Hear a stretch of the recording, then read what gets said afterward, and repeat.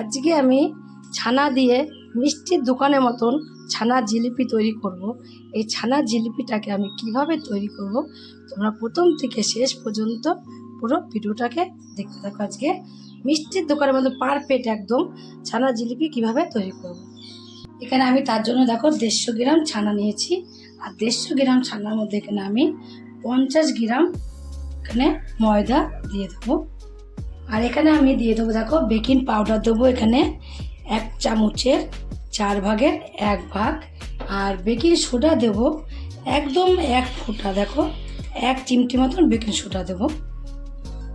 এবার একটু আমি এগুলো সব ভালো করে মেখে নেব। ছানাটাকে আমি ভিনেগার দিয়ে কাটিয়ে নিয়েছিলাম আগেই, সেটা তোমাদের দেখানো হয়নি। এবার এইভাবে ভালো করে একটু মেখে নিতে হবে। মাখাটাই কিন্তু আসল। তোমরা যেইভাবেই ছানা যে কোনো মিষ্টি তোমরা তৈরি করো না কেন, কিন্তু ভালোভাবে মেখে নিতে হবে। আর এটা যেহেতু ছানার জিলিপি হবে, একটু ভালো করে এইভাবে চেপে চেপে চেপে চেপে মেখে নেব। ও মেখে তো নিচ্ছে আমি, তার আগে আর একটু একটা জিনিস দেবো। এবার দেখো অল্প একটুখানি আমি এখানে ঘি দিয়ে দেবো। অল্প একটু ঘি দিয়ে তারপরে ছানাটাকে আমি মেখে নেবো ভালোভাবে। তো ভালোভাবে মেখে নিয়েছি। মেখে নেওয়া হয়ে দেখো থালার মধ্যে 1 ফোঁটা লেগে নেই, যেহেতু একটু ঘি দিয়েছি তার জন্য কিন্তু 1 ফোঁটা থালার মধ্যে মেখে নিই। এবার আমি একই সমান করে এইভাবে লেচিগুলোকে আমি কেটে নেব। সব কটা লেচিকেই কেটে নেব, যে কটা মিষ্টি হবে সেই কটা লেচি এখান থেকে আমি কেটে নেব। 7খানা আমি এখানে লেচি কেটে নিয়েছি। 7টা লেচি কেটে নিয়ে এবার আমি এগুলোকে এক সাইডে রেখে দেবো। রেখে দিয়ে কিচেন টেবিলের উপর আমি একটা লেচিকে নিয়ে নেব। একটা লেচিকে নিয়ে এইভাবে একটু লম্বা করে নেব। একটা কিচেন টেবিল উপরে নিয়ে নিচ্ছি দেখো আগের থেকেই, দিয়ে এইভাবে একটু লম্বা করে একটা শেপ দিয়ে নিয়েছি। লম্বা করে শেপ দিয়ে নিয়ে তারপরে এইভাবে আমি একটু মুড়িয়ে দেবো। যেভাবে আমরা ছানা জিলিপি তৈরি করি ঠিক সেইভাবে কিন্তু এটাকে আমি মুড়িয়ে নেব। দেখো এইভাবে কিন্তু তৈরি করে নেব সবগুলোকেই, একই রকম করে সবগুলোকে আমি তৈরি করে নেব। জিলিপি দেখো আমি কমপ্লিট করে দিয়েছি, একদম পুরো ছানার দোকানে একদম মিষ্টির দোকানের মতন ছানা দিয়ে দেখো কমপ্লিট করেছি। এবার এগুলোকে আমি এক সাইডে রেখে দেবো। ওইদিকে আমি ছানার জিলিপিগুলো তৈরি করতে হতে দিকে দেখো গ্যাসে একটা কড়াই বসিয়ে দিয়েছি। কড়াই বসিয়ে দিয়ে কিছুটা তেল আমি গরম করতে দিয়ে দিয়েছি। তেলটা কিন্তু এখন গরম হয়ে গেছে। এবার আমি যেই ছানার জিলিপিগুলোকে আমি এখানে তৈরি করে রেখে দিয়েছিলাম সেই ছানার জিলিপিগুলোকে তেলের মধ্যে দিয়ে দেবো একটা একটা করে। এভাবে উল্টি পাল্টি কিন্তু ভালো করে ভেজে নিতে হবে দু পিঠি। আমি এখানে 7খানা করেছি, 7টাই একবারেই ধরে যাবে।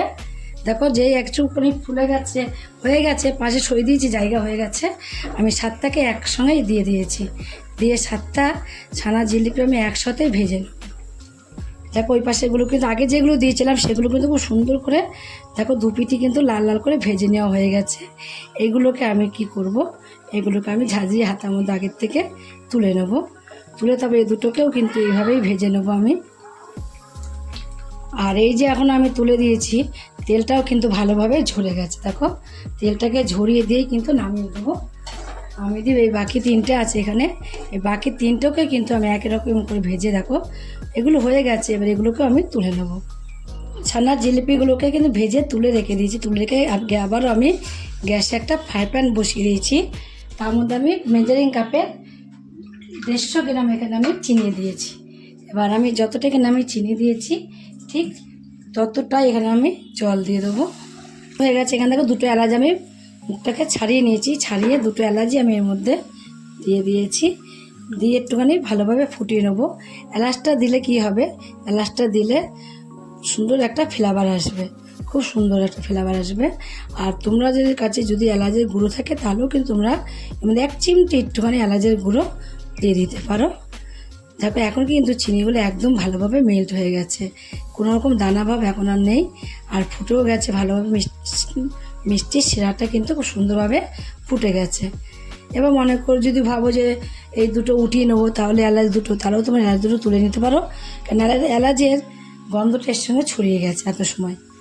এলাচটা দিয়েও কিন্তু আমি একটু ফুটিয়ে নিয়েছি, তার জন্য এলাচের গন্ধটা চলে গেছে। আমি তো তুলবো না, পরে তুলবো, এখন থাকুক, থাকলেও অসুবিধা নেই, আবার তোমরা তুলেও নিতে পারো। এবার আমি কি করব, যে মিষ্টিগুলোকে তৈরি করে রেখে দিয়েছিলাম এগুলো একটা একটা করে এর মধ্যে আমি দিয়ে দেবো। দিয়ে গ্যাসটাকে একটু কমিয়ে দেবো। আমি দিয়ে গ্যাসটা কমিয়ে দিয়েছিলাম, গ্যাসটা কমিয়ে দিয়ে আবার একটু গ্যাসটা বাড়িয়ে দেবো। বাড়িয়ে দিয়ে একটু ভালোভাবে ফুটিয়ে নিতে হবে অনেকক্ষণ ধরে, যেন মিষ্টি ভেতরে রসটা ভালোভাবে ঢুকে যায়, তার জন্য একটু ভালোভাবে ফুটিয়ে নেব। রসগুলো যখন মিষ্টির ভেতরে ঢুকে যাবে, এক একটা ছানা জিলিপি কত বড় বড় হয়ে যাবে দেখবে। যখন আমি তৈরি করলাম দেখো তখন অল্প একটু ছিল, ছোট্ট ছিল, বেশি বড় ছিল না। এখন দেখো কত বড় বড় হয়ে গেছে।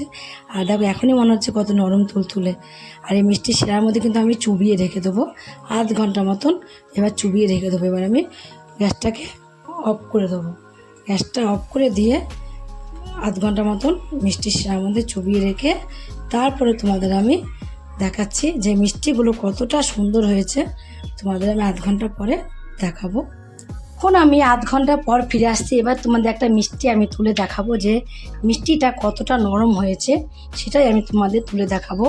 একদম পুরো পারফেক্ট একদম মিষ্টির দোকানের মতনই হয়েছে। দেখো তোমরা যদি এইভাবে তৈরি করে না খাও একদিন, তাহলে কিন্তু বুঝবে না যে এই বাড়িতে এত সুন্দর ছানা জিলিপি যে তৈরি করা যায়।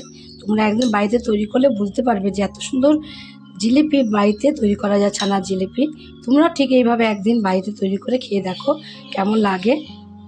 বাড়িতে তৈরি করে তোমাদের কাছে যদি এই রেসিপিটা খুব ভালো লেগে থাকে, আর তোমরা যদি ফেসবুক থেকে দেখো, ফেসবুকের পেজটি ফলো করে দেবে। যদি ইউটিউব থেকে দেখো, ইউটিউবের চ্যানেলটি সাবস্ক্রাইব করে দেবে। পাশে থাকা বেল আইকনটিটা প্রেস করতে ভুলবে না, তাহলে নতুন নতুন রেসিপিগুলো কিন্তু তোমাদের কাছে তাড়াতাড়ি পৌঁছে যাবে। আর আমার চ্যানেলে কিন্তু বন্ধু হয়ে থাকো, সাবস্ক্রাইব করেনি প্লিজ সাবস্ক্রাইবটা করে দেবে। সবার আগে তোমাদের কাছে নোটিফিকেশন ঢুকে যাবে। ছোট্ট করে লাইক করো, কমেন্ট করো, অনেক অনেক শেয়ার করো। নমস্কার বন্ধুরা, দেখা হবে আবার পরের রেসিপিতে।